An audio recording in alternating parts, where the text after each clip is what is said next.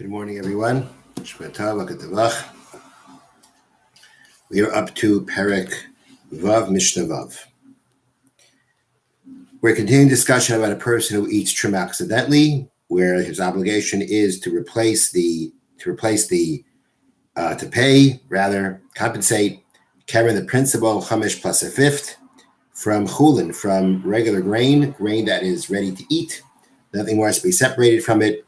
And what you designate towards that chulin automatically becomes truma to replace the truma that was eaten. Now, Rebbe Lezer says, the sage Rebbe Lezer says, "Mishamim al she'enu minoi." You could actually pay from one type for a different type. You ate barley, truma, you can give wheat in its place. But only on the condition that you actually give from superior quality chulin for inferior quality. Meaning, when you're going to go ahead and be giving the, you ate the barley, and now you're going to eat. Now you're going to go ahead and eat. Now you're going to go ahead and you're going to eat. You're going to pay with wheat. That's okay because you're giving from something that is from a more superior quality. But in order to be able to give from a different type, other than the type that you ate, that other type that you gave is going to have to be considered a higher quality. So in our example, wheat is considered higher quality than barley. So if I replace the barley with wheat, even though I didn't eat wheat, I ate barley, but now I am paying up with wheat. So even though it's a different type than what I ate, being that it's from a superior quality, it's going to be acceptable according to Rebbe Lezer. Now, there's some interesting points here about Rebbe Lezer, and that is that, number one, we have to try to understand what is understanding behind the fact that if I'm going to go ahead and give, meaning the implication of the Mishna is that if I'm giving from a different type, then I have to give from a higher quality. But if I give the same type, I don't have to. I don't have to give better barley or worse barley. I can give the same barley as long as if I ate barley and I'm paying back with barley, I can give any barley. Maybe even a possible lower quality, even a lower quality barley. This idea of having to give a higher quality only seems to be in a case where I am giving a different type. So how do we understand that? Is there some kind of verse or some kind of source from the Torah for this? And the way to explain, one way of explaining Rebbe Lezer is that no, there really is no verse for Rebbe Lezer's opinion. And as we're going to see later on, how Rebbe Lezer actually sees from the Torah that you can give from one type for a different type. You don't have to give the same type. Where he gets that source from, there's nothing in that source that says it has to be from a superior quality. So the explanation that's given is that although you may replace the truma that you ate with a different type of food than what you ate, nonetheless, it's understood that you should be replacing what you took. You should be. That's what you should be doing. You should be replacing with what you took. If you're going to go ahead and change from that, then it's understood. If you're going to change from that, it's got to be because there's some kind of gain. There's some kind of gain by going in and giving this other type of food.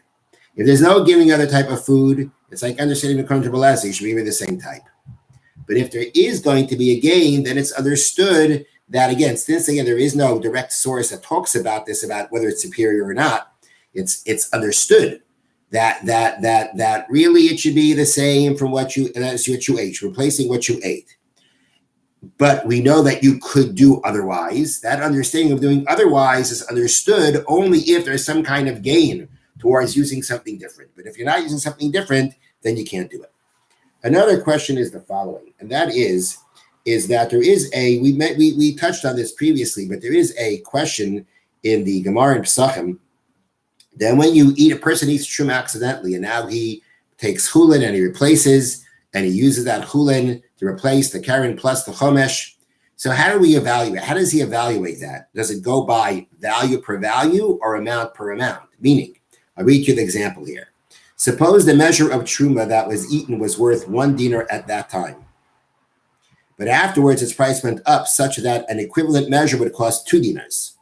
The question would then be, would it suffice to give half the quantity of chulin produce in payment, which would cost 1 dinar, just like the original truma?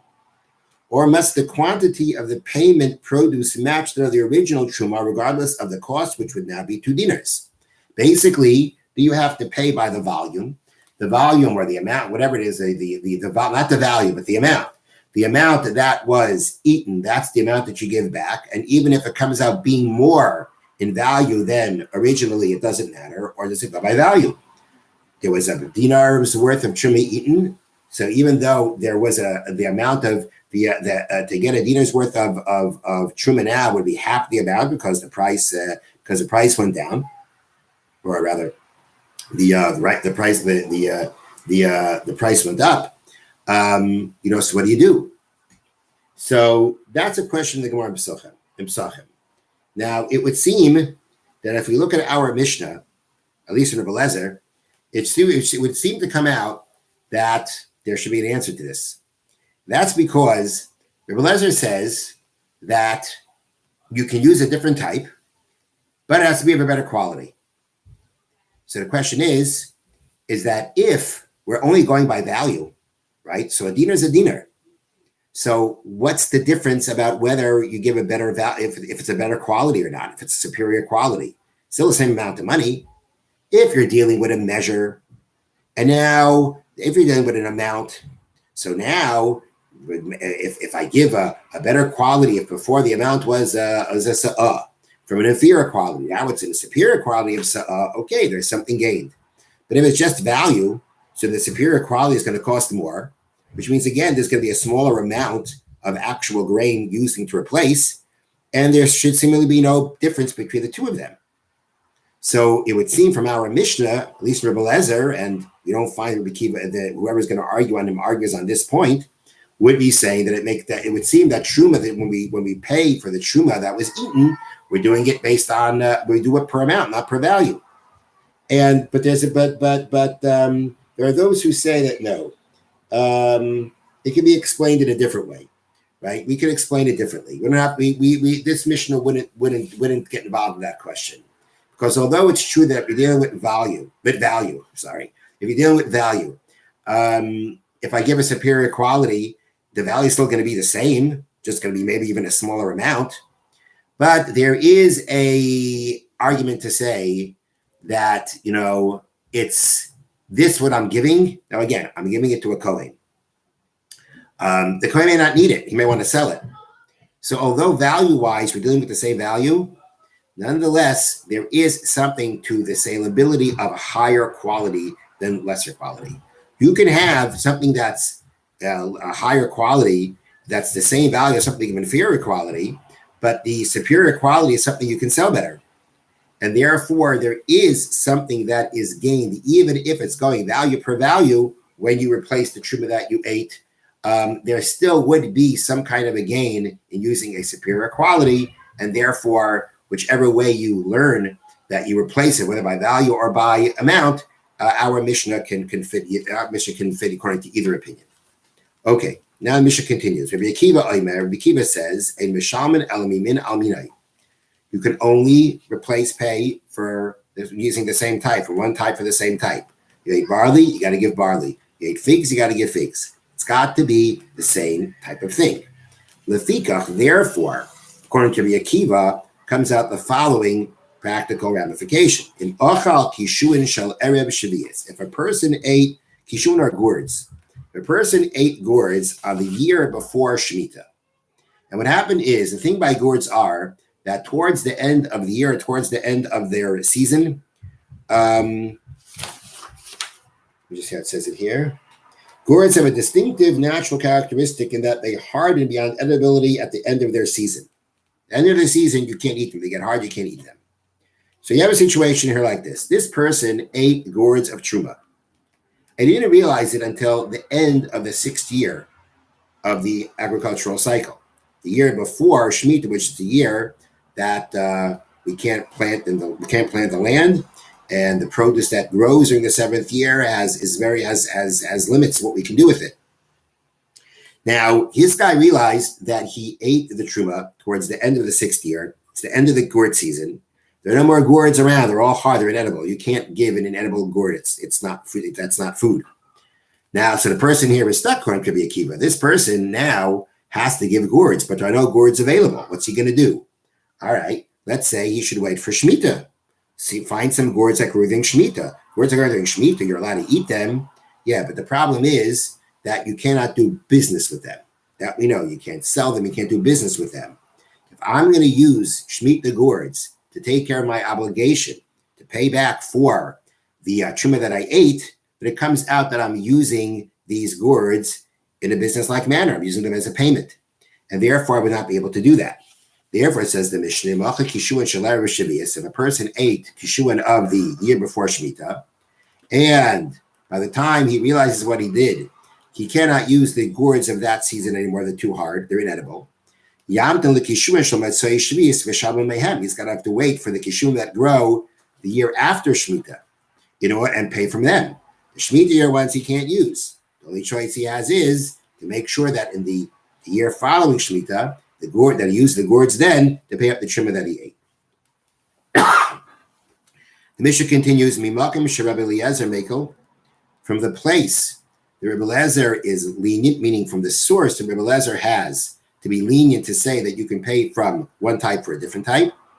Yishum Rabbi Akiva Machmer, that's where Rabbi Akiva actually derives his stringency. Shenamar, as the pasuk says, he shall give to the Kohen the holy. Now this is talking about when a person ate from accidentally, now he's got to pay up. So the pasuk says he shall give to the Kohen the holy. Now the question is, what is this word the holy going on?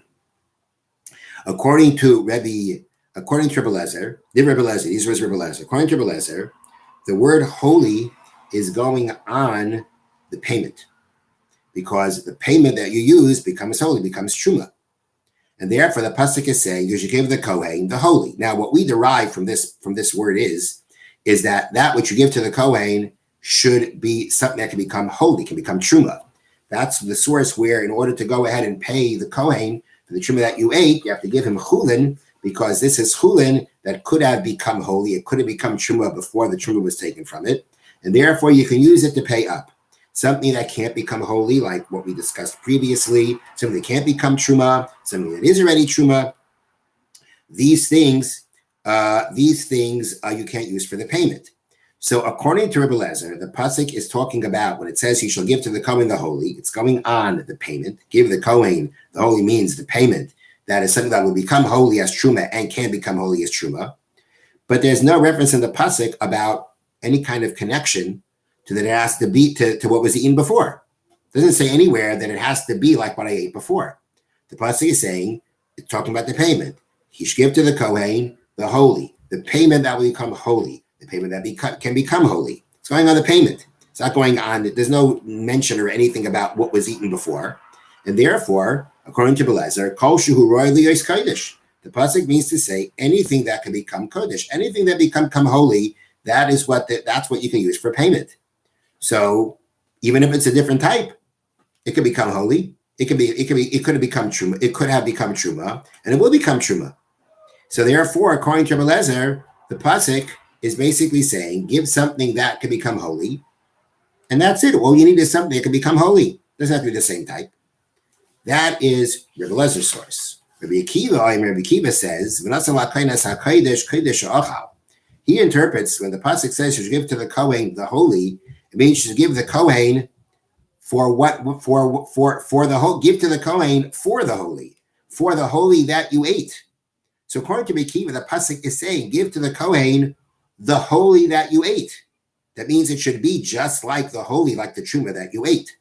So therefore, Rabbi Akiva learns from these same words the opposite. He learns that we see from the pasuk itself is saying that when you pay back the truma, you have to pay what you ate. You give to the Kohen the holy. Give to the Kohen the holy that you ate. That means pay him what you did. Pay him the same type of what you ate.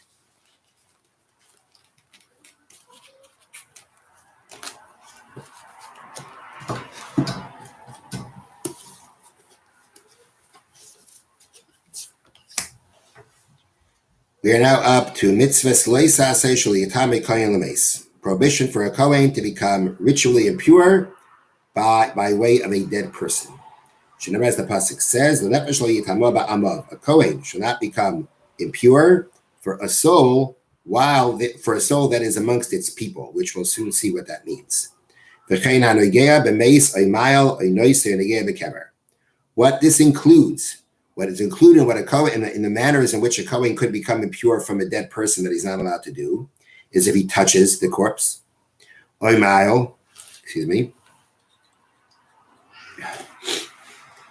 if he makes himself over, he covers over it. He makes himself a tent. If he plates himself over the dead body, so now he's, so to speak, like a tent over it, a covering over it, that makes him tummy. Or let's say without actually being in contact with the dead person, you carry him or you move him. Or let's say you touch the grave. You didn't touch the body, you touched the grave. All these are ways by which a person can become tamei, impure from a dead body, and a Kohen may not do any of these things. This applies whether it's a dead body himself or anything that comes out from a dead body, going down, like blood. Blood can also make a person tamei. Blood of a dead person can also makes a person tamei. In all these cases, if he intentionally made himself impure in any way of these forms of becoming ritually impure from a dead body, he gets lashes. Well, a mace mitzvah. But a mace mitzvah, that means a person who it's a mitzvah to bury. There's no one to bury him. The person has no one to take the responsibility to bury him. Then then a Kohen can actually bury the dead person himself. He's an abandoned corpse. There's no one there to attend to it. The Kohen has a mitzvah to take care of it, and therefore allowed to make himself come into contact with the dead body, which will make him impure. This applies in all places at all times. By male kohanim that are of an acceptable status, which means, as not those that are defiled. A Kohen who, let's say, is married to a divorcee, who's not allowed to be married to. A Kohen is married to whom he's not allowed to be married to, becomes a chalal. While he's married to her, he is defiled. He is desecrated from the kahuna. At that point of time, if he came into the prohibition doesn't apply to him. It also doesn't apply to someone born from the marriage of a Kohen to a woman that he's not allowed to be married to. But it only applies to males, not to females. Women who are daughters of Kohanim are allowed to come into contact with a dead body and become impure from it. Have a wonderful day. Shavua tov.